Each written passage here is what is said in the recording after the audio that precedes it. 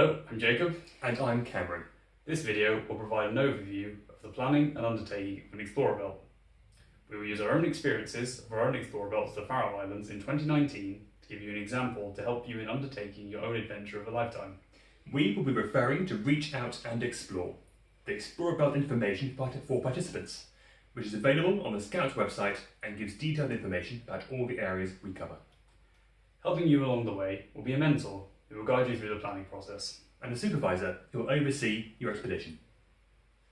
The Explorer Belt is the adventure of a lifetime. It takes the form of a 10-day expedition to a foreign country that brings you a real understanding of a country's culture, people and way of life. It is completed by small teams of Explorer Scouts over the age of 16 or members of Scout Network. Teams will need to be supervised. For Explorers, this takes place in the country, whereas for Network, this can take place remotely.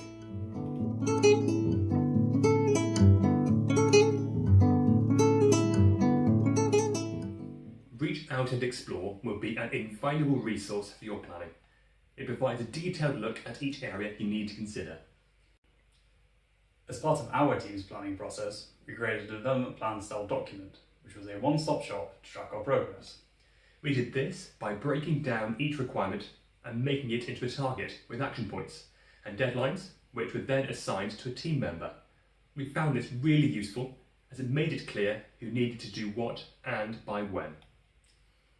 Communication will be vital to achieving an Explorer Belt. Our team and mentor communicated internally through a group chat and email, and we also shared documents through Dropbox. Meeting in person every 6 to 8 weeks throughout the planning process was a very useful method of communication too, particularly when it came to discussing finances or route planning.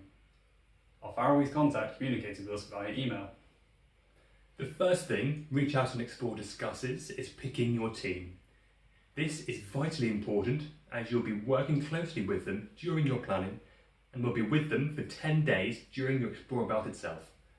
When choosing a team, consider things such as age and availability, and also things closely related to your Explorer Belt, such as sharing a destination, common views on a major project, and what kind of skills each team member can bring to the team. Our team comprised of Ben and Katie from North Devon Network and Jacob and Cameron from Plymouth Network. We formed at the Explorer Belt workshop in September of 2018. We found that this workshop was a fantastic opportunity to explore potential destinations, projects and teammates. Overall, we found it a very useful experience, and the guidance that was given to us by the Devon Scouts Explorer Belt support team was invaluable. Secondly, Reach Out and Explore discusses choosing locations. When choosing a location, the best thing you can do is lots of research and be open-minded, as there may be more than one location that provides an exciting challenge. Consider the cost and your ability to travel to the potential country. For example, it took our team 2 flights to reach the Faroe Islands, which added time and cost to the journey. Also, think about the cost and ease of travelling around a potential country. For example, again, the Faroe Islands have an extensive and well-connected public transport system, including buses and ferries. You will also need to consider how safe a potential destination may be. Guidance can be sought from your ACC International.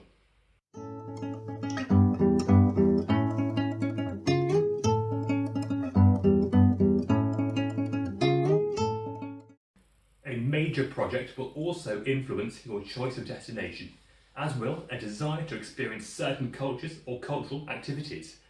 The best locations are accessible, are places all team members would like to visit, large enough to travel around, and are places that promote interaction with local people. All the members of our team had a shared desire to visit the Faroe Islands.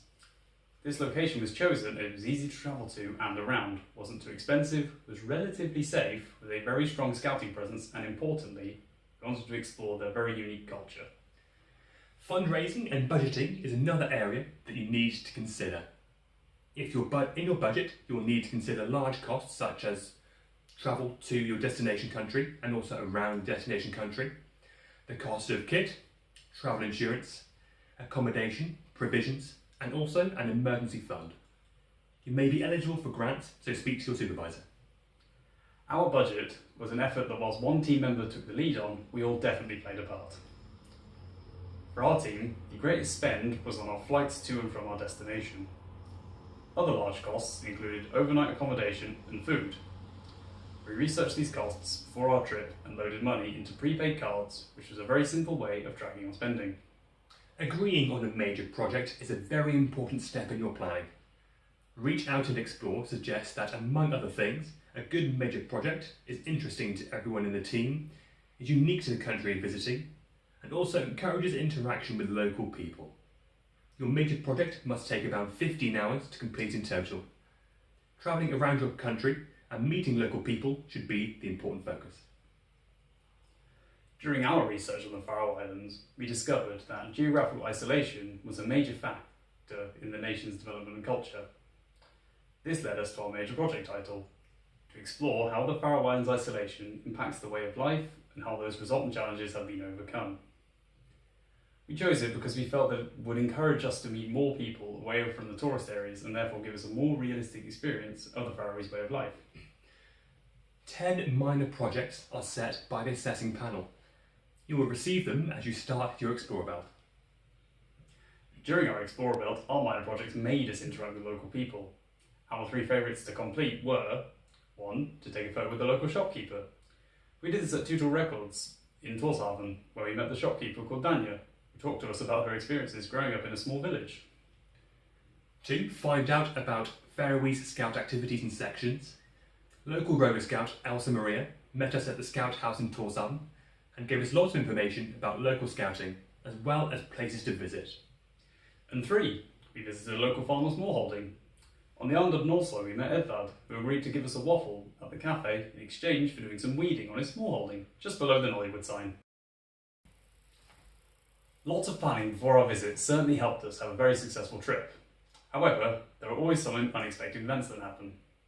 For example, when we went camping on the island of Nolsoy, we had planned to do some sheep shearing with some local farmers the next day. However, the weather had other ideas, so we instead spent time travelling to the island of Suðuroy and spent our 2 favourite days there.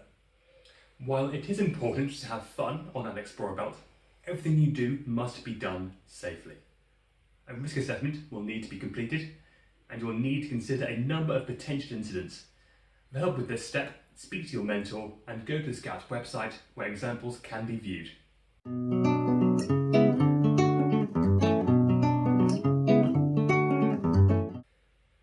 Before you travel, you will need to be able to demonstrate to your mentor that you are all competent in several areas, including navigation skills, lightweight camping, first aid, travel proficiency, and team building.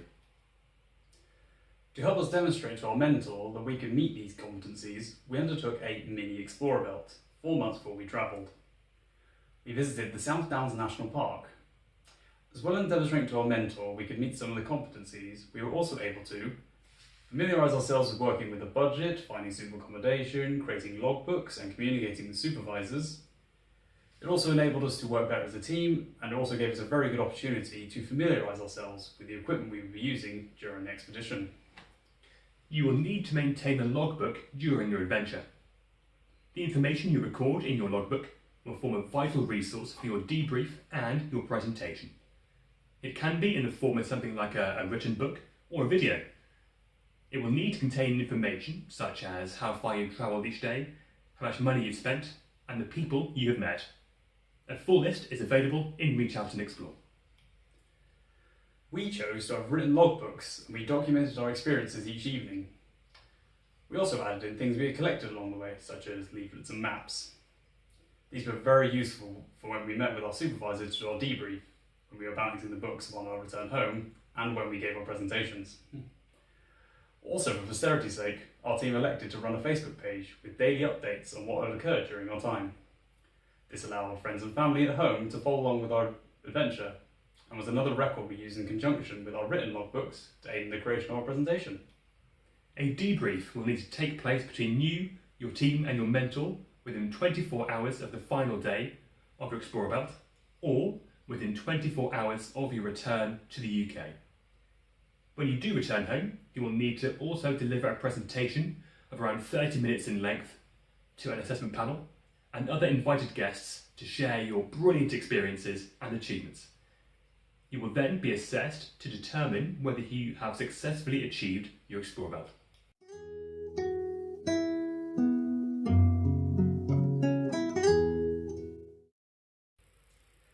In conclusion, undertaking our Explorer Belt was the adventure of a lifetime, one we thoroughly enjoyed and would recommend to any Explorer or network member. Finally, we would like to give you our 5 best tips to help you complete your Explorer Belt. Number 1, always have a plan B and don't be afraid to use it. 2, be adaptable. Opportunities may arise unexpectedly.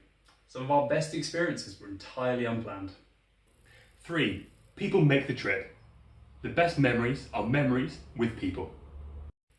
Number 4, fill in your logbooks every day. Very small details can be easily forgotten.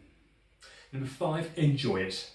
And the time taken in planning will ultimately be worthwhile.